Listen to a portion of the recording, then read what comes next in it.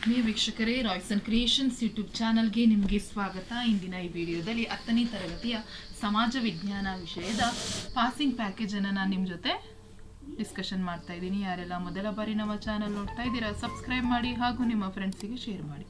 So ಈಗ already ಮಕ್ಕಳ model question papers ಮತ್ತು ಪ್ರಿಪ್ರೇಟ್ರಿಗೆ ಒಂದಷ್ಟು ಅಭ್ಯಾಸ ಪ್ರಶ್ನೆ ಪತ್ರಿಕೆಗಳನ್ನು ನಿಮ್ಮ ಜೊತೆ ಡಿಸ್ಕಷನ್ ಮಾಡಿದ್ದೀನಿ. ಮತ್ತು ಯಾವುದು ಬಹುನಿರೀಕ್ಷಿತ ಪ್ರಶ್ನೆಗಳು ಆ ವಿಡಿಯೋಸ್ಗಳನ್ನು ಸಹ ಮಾಡಿದ್ದೀನಿ, ಅದರ ಯೂಸನ್ನು ಸಹ ನೀವು ಪಡ್ಕೊಳ್ಳಿ. ಸೊ ಇದು ಒಂದು ನಿಮಗೆ ಪಾಸಿಂಗ್ ಪ್ಯಾಕೇಜ್ ಆಗಿರುತ್ತದೆ. ಆಬ್ವಿಯಸ್ಲಿ ನಾವಿಲ್ಲಿ ಹೇಳ್ತಿರುವಂತಹ ಆಲ್ಮೋಸ್ಟ್ ಎಲ್ಲ ಕ್ವಶನ್ಸು ನಿಮ್ಮ ಎಕ್ಸಾಮ್ಸ್ಗೆ ಬರುವಂಥ ಕ್ವಶನ್ಸ್ಗಳೇ. ಸೊ ಯಾರೆಲ್ಲ ಪಾಸ್ ಆಗಬೇಕು, ನಾನು ಮಾರ್ಕ್ಸ್ ಸ್ಕೋರ್ ಮಾಡಬೇಕು ಅನ್ನೋರು ಅಟ್ಲೀಸ್ಟ್ ಈ ಒಂದು ವೀಡಿಯೋಸನ್ನು ನೋಡಿ ಯಾವೆಲ್ಲ ಪ್ರಶ್ನೆಗೆ ಇಂಪಾರ್ಟೆನ್ಸನ್ನು ಕೊಡಬೇಕು ಅನ್ನೋದನ್ನು ನೀವು ತಿಳ್ಕೊಳ್ಳಿ ಅಂತ ಹೇಳ್ತಾ ವಿಡಿಯೋನ ಪ್ರಾರಂಭಿಸ್ತಾ ಇದ್ದೀನಿ.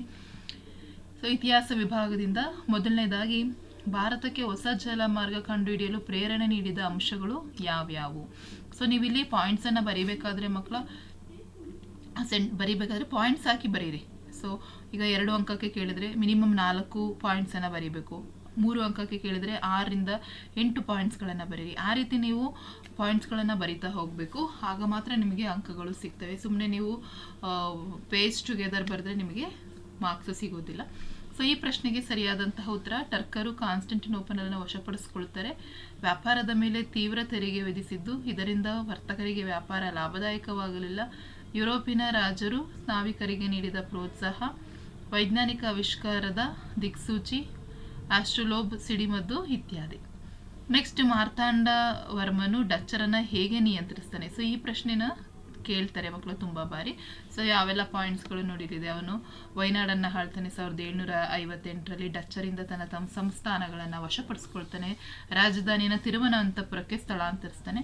ಕರಿಮೆಣಸಿನ ವ್ಯಾಪಾರದಲ್ಲಿ ಹಿಡಿತವನ್ನು ಹೊಂದಿದ್ದ ಡಚ್ಚರಿಂದ ತಡೆಗಟ್ತಾನೆ. ಸೊ ಡಚ್ಚರನ್ನು ತಿರುವಾಂಕೂರಿನಲ್ಲಿ ಸೋಲಿಸ್ತಾನೆ. ನೆಕ್ಸ್ಟ್, ಫ್ಲಾಸಿ ಕದನದ ಪರಿಣಾಮಗಳನ್ನು ಬರೀರಿ, ವೆರಿ ಇಂಪಾರ್ಟೆಂಟ್.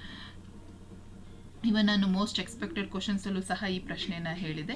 ಸೊ ಇದು ಆಲ್ರೆಡಿ ನಿಮಗೆ ಒಂದಷ್ಟು ಗೊತ್ತಿರೋದ್ರಿಂದ ನಾನು ಡೈರೆಕ್ಟ್ ಮುಂದಿನ ಕ್ವಶನ್ಸ್ಗೆ ಹೋಗ್ತೀನಿ. ನೆಕ್ಸ್ಟ್, ಸಹಾಯಕ ಸೈನ್ಯ ಪದ್ಧತಿಯ ನಿಬಂಧನೆಗಳನ್ನು ತಿಳಿಸಿರಿ ಅಂತ ಹೇಳಿ ಕೇಳಿದ್ದಾರೆ. ಏನೆಲ್ಲ ನಿಬಂಧನೆಗಳು? ವೆಲ್ಲೆಸ್ಲಿ ಸಹಾಯಕ ಸೈನ್ಯ ಪದ್ಧತಿಯ ಮೂಲಕ ಭಾರತೀಯ ಅರಸರುಗಳನ್ನು ನಿಯಂತ್ರಿಸ್ತಾನೆ. ಭಾರತೀಯ ರಾಜರು ಬ್ರಿಟಿಷ್ ಸೈನಿಕ ತುಕಡಿಯನ್ನು ತನ್ನ ರಾಜ್ಯದಲ್ಲಿ ಇಟ್ಟುಕೊಳ್ಬೇಕು. ಆ ಸೇನೆಯ ವೇತನ ಮತ್ತು ನಿರ್ವಹಣೆಯ ವೆಚ್ಚ ಎಲ್ಲವನ್ನ ರಾಜನೇ ಭರಿಸಬೇಕು. ಬ್ರಿಟಿಷ್ ರೆಸಿಡೆಂಟರನ್ನು ನೇಮಿಸಿಕೊಳ್ಬೇಕು.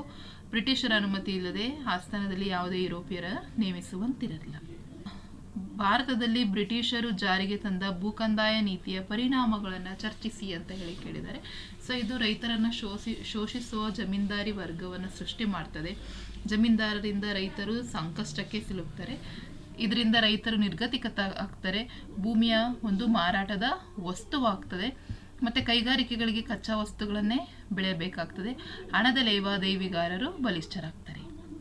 ನೆಕ್ಸ್ಟ್, 6ನೇದು, ಭಾರತದಲ್ಲಿ ಬ್ರಿಟಿಷ್ ಶಿಕ್ಷಣ ನೀತಿಯ ಪರಿಣಾಮಗಳನ್ನು ವಿವರಿಸಿ. ಸೊ ಇದರಿಂದ ರಾಷ್ಟ್ರೀಯ ದೃಷ್ಟಿಕೋನ ಏನಾಗ್ತದೆ, ಬೆಳೆಸಿಕೊಳ್ಳುವುದು ಸಾಧ್ಯ ಆಗ್ತದೆ. ನೆಕ್ಸ್ಟ್, ಭಾರತೀಯರು ಆಧುನಿಕ ಮನೋಭಾವವನ್ನು ಬೆಳೆಸಿಕೊಳ್ತಾರೆ. ವೃತ್ತಪತ್ರಿಕೆಗಳು ಹುಟ್ಕೊಳ್ತವೆ. ಅನೇಕ ಸುಧಾರಣಾ ಚಳುವಳಿಗಳು ಹುಟ್ಕೊಳ್ತವೆ. ಮತ್ತು ಭಾರತೀಯರು ತಮ್ಮ ಪರಂಪರೆಯನ್ನು ಅರಿಯಲು ಸಹಾಯವಾಗ್ತದೆ. ನೆಕ್ಸ್ಟ್, 7ನೇ ಪ್ರಶ್ನೆ, ಬ್ರಹ್ಮ ಸಮಾಜ, ಆರ್ಯ ಸಮಾಜ, ಪ್ರಾರ್ಥನಾ ಸಮಾಜ, ಸತ್ಯಶೋಧಕ ಸಮಾಜ, ರಾಮಕೃಷ್ಣ ಮಿಷನ್, ಅಲಿಗರ್ ಚಳುವಳಿಯ ಉದ್ದೇಶ, ತತ್ವ, ಬೋಧನೆಗಳು ಇವೆಲ್ಲವನ್ನ ಕೇಳಿದ್ರು ಸಹ ಇದಿಷ್ಟೇ ಆನ್ಸರ್ಸ್ ಆಗಿರುತ್ತೆ. ಇವೆಲ್ಲ ಜನರಲ್ ಆಗಿ ಬರೆಯುವಂಥವು. ಏನೂ ಗೊತ್ತಿಲ್ಲ ಅಂದರೆ ಇದಿಷ್ಟು ಪಾಯಿಂಟ್ಸ್, 6 ಪಾಯಿಂಟ್ಸನ್ನು ನೀವು ಗಮನದಲ್ಲಿ ಇಟ್ಕೊಳ್ಳಿ ಮಕ್ಕಳ. ನೆಕ್ಸ್ಟ್, ಪ್ಲಾಸಿ ಕದನಕ್ಕೆ ಕಾರಣಗಳನ್ನು ತಿಳಿಸಿರಿ. ಸೊ ಇಲ್ಲಿ ದಸ್ತಕಗಳ ದುರುಪಯೋಗ ಆಗ್ತದೆ. ಅನುಮತಿ ಇಲ್ಲದೆ ಕೋಟೆಯ ದುರಸ್ತಿ, ಕಪ್ಪು ಕೋಣೆಯ ದುರಂತ. ಸೊ ಇದಿಷ್ಟು ಪ್ಲಾಸಿ ಕದನಕ್ಕೆ ಕಾರಣಗಳು. ನೆಕ್ಸ್ಟ್, 1857ರ ದಂಗೆಯ ವಿಫಲತೆಗೆ ಕಾರಣಗಳೇನು? So very important. ಇದು ಇಡೀ ಭಾರತಕ್ಕೆ ವ್ಯಾಪಿಸ್ತಿರಲಿಲ್ಲ. ಸೈನಿಕರಲ್ಲಿ ನಿಶ್ಚಿತ ಗುರಿಯನ್ನು ಇರಲಿಲ್ಲ. ಸೂಕ್ತ ಮಾರ್ಗದರ್ಶನದ ಕೊರತೆ ಉಂಟಾಗ್ತದೆ. ಸೂಕ್ತ ಸೇನಾ ನಾಯಕತ್ವ ಇರಲಿಲ್ಲ. ಸೈನಿಕರಲ್ಲಿ ಶಿಸ್ತಿನ ಕೊರತೆ ಉಂಟಾಗ್ತದೆ. ನೆಕ್ಸ್ಟ್, 10ನೇ ಪ್ರಶ್ನೆ, ಪ್ರಥಮ ಸ್ವಾತಂತ್ರ್ಯ ಸಂಗ್ರಾಮದ ಪರಿಣಾಮಗಳನ್ನು ಬರೆಯಿರಿ. ಸೊ ಇದು 1858ರಲ್ಲಿ ಬ್ರಿಟನ್ ರಾಣಿ ಘೋಷಣೆಯನ್ನು ಹೊರಡಿಸ್ತಾರೆ. ಈಸ್ಟ್ ಇಂಡಿಯಾ ಕಂಪನಿಯ ಆಡಳಿತ ಅಂತ್ಯ ಆಗ್ತದೆ. ಕಂಪನಿ ದೇಶದ ರಾಜರೊಡನೆ ಮಾಡಿಕೊಂಡಂತಹ ಒಪ್ಪಂದಗಳ ಅಂಗೀಕಾರ, ಕಾನೂನಿನ ಮುಂದೆ ಸಮಾನತೆ, ಧಾರ್ಮಿಕ ವಿಷಯಗಳಲ್ಲಿ ಹಸ್ತಕ್ಷೇಪ ಮಾಡುವಂತಿಲ್ಲ, ಭಾರತಕ್ಕೆ ಒಬ್ಬ ಕಾರ್ಯದರ್ಶಿಯ ನೇಮಕ ಆಗ್ತದೆ.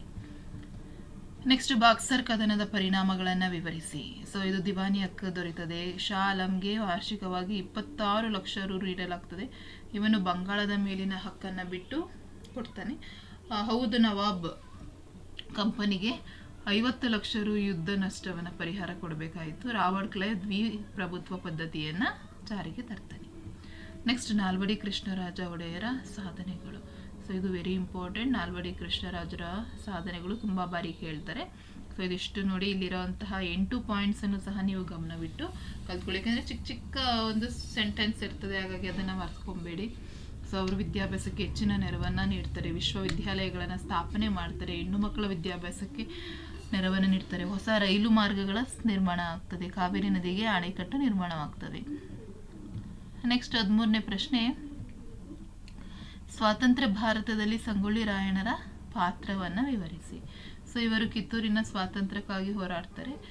ಚೆನ್ನಮ್ಮನ ಜೊತೆ ಬ್ರಿಟಿಷರ ವಿರುದ್ಧ ಹೋರಾಡ್ತಾರೆ. ಗುಪ್ತ ಸಭೆಗಳನ್ನು ನಡೆಸಿ ಸೈನಿಕರನ್ನು ಸಂಘಟಿಸ್ತಾರೆ. ಯುದ್ಧದಲ್ಲಿ ಬಂಧಿಸಲ್ಪಟ್ಟು ಬಿಡುಗಡೆಗೊಂಡು ಖಜಾನೆ ಮತ್ತು ತಾಲೂಕು ಕಚೇರಿ ಲೂಟಿ ಮಾಡಲು ಯತ್ನ ಮಾಡ್ತಾರೆ. ಸಂಜಿಗೆ ಬಲಿಯಾದಂತಹ ರಾಯಣ್ಣನನ್ನು ಬಂಧಿಸಿ ಗಲ್ಲಿಗೇರಿಸ್ತಾರೆ. ನೆಕ್ಸ್ಟ್ 14ನೇದು, ಸ್ವಾತಂತ್ರ್ಯ ಹೋರಾಟದಲ್ಲಿ ಮಂದಗಾಮಿಗಳ ಪಾತ್ರವನ್ನು ವಿವರಿಸಿ. Very important. ಸೊ ಮಂದಗಾಮಿಗಳು ಅವರ ಬಗ್ಗೆ ಬರೆದು ನೀವು ಅವರು ಏನೆಲ್ಲ ಮಾಡಿದ್ರು ಅದನ್ನು ನೀವು, ಸೊ ಈ ಪ್ರಶ್ನೆ ತುಂಬ ಬಾರಿ ಕೇಳ್ತಿದ್ದಾರೆ ಮಕ್ಕಳು, ಹಾಗಾಗಿ ಗಮನ ಕೊಟ್ಟು ಕಲ್ತ್ಕೊಳ್ಳಿ. ನೆಕ್ಸ್ಟ್, ಸ್ವಾತಂತ್ರ್ಯ ಹೋರಾಟದಲ್ಲಿ ತೀವ್ರವಾದಿಗಳ ಪಾತ್ರವನ್ನು ವಿವರಿಸಿ ಅಥವಾ ಬಾಲಗಂಗಾಧರ್ ತಿಲಕರ ಪಾತ್ರವನ್ನು ವಿವರಿಸಿ. ಈ ರೀತಿ ಪ್ರಶ್ನೆ ಎರಡನ್ನೂ ಸಹ ಕೇಳುವ ಸಾಧ್ಯತೆಗಳಿರ್ತವೆ. ಅವೆರಡಕ್ಕೂ ಮಕ್ಕಳ ಉತ್ತರ ಇದೊಂದೇ ಆಗಿರ್ತದೆ.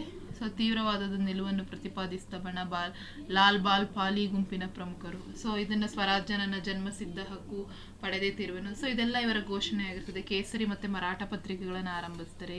ಶಿವಾಜಿ ಜಯಂತಿ, ದುರ್ಗಾ ಮತ್ತು ಗಣೇಶ ಉತ್ಸವಗಳನ್ನು ಪ್ರಾರಂಭಿಸ್ತಾರೆ.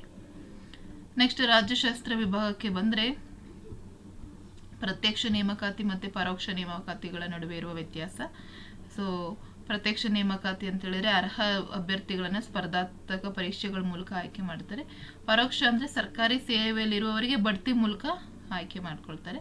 ಇದು ನೇರ ನೇಮಕಾತಿ, ಇದು ಆಂತರಿಕ ನೇಮಕಾತಿ. ಇಲ್ಲಿ ಅಭ್ಯರ್ಥಿಗಳು ಸಾಮಾನ್ಯ ಮತ್ತು ವಿಶೇಷ ಅರ್ಹತೆ ಹೊಂದಿರಬೇಕು. ಇಲ್ಲಿ ವಿದ್ಯಾರ್ಹತೆ ಮತ್ತು ಸೇವಾ ಹಿರಿತನದ ಮೇಲೆ ಬಡ್ತಿಯನ್ನು ಕೊಡ್ತಾರೆ. ನೆಕ್ಸ್ಟ್, ಸಾರ್ವಜನಿಕ ಆಡಳಿತದ ಪ್ರಾಮುಖ್ಯತೆಯನ್ನು ವಿವರಿಸಿ. ಸಾರ್ವಜನಿಕ ಆಡಳಿತವು ಪ್ರಸ್ತುತ ಅತ್ಯಗತ್ಯವಾಗಿದೆ, ಚರ್ಚಿಸಿ. ಸೊ ಸರ್ಕಾರದ ಆಧಾರ ಸ್ತಂಭವಾಗಿದೆ. ಕಾನೂನು ಮತ್ತು ನೀತಿಗಳ ಅನುಷ್ಠಾನ, ಸಾಮಾಜಿಕ ಭದ್ರತೆಯನ್ನು ದೃಢಪಡಿಸುವುದು, ಶಾಸಕಾಂಗ ಕಾರ್ಯಕ್ರಮಕ್ಕೆ ಸಹಾಯ, ಸುಖಿ ರಾಜ್ಯದ ನಿರ್ಮಾಣಕ್ಕೆ ಇದು ಅಗತ್ಯವಾಗಿದೆ.